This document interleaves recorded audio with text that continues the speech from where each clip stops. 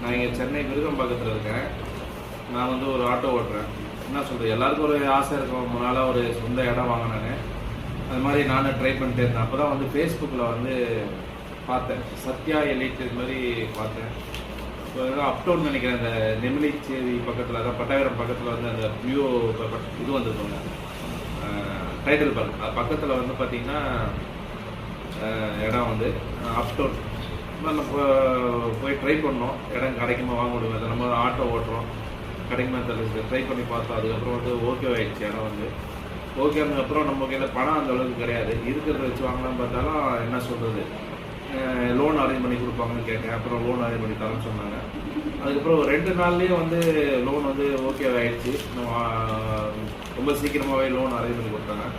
இடமும் ரொம்ப நல்லா இருக்குது, நிறைய வீடுலாம் அங்கே கட்டிகிட்டு இருக்காங்க, வீடே இருக்குது, நிறைய பேர் குடியிருக்காங்க. நல்லபடியாக வந்து அதுக்கப்புறம் ரிஜிஸ்டர்லாம் பண்ணி கொடுத்தாங்க.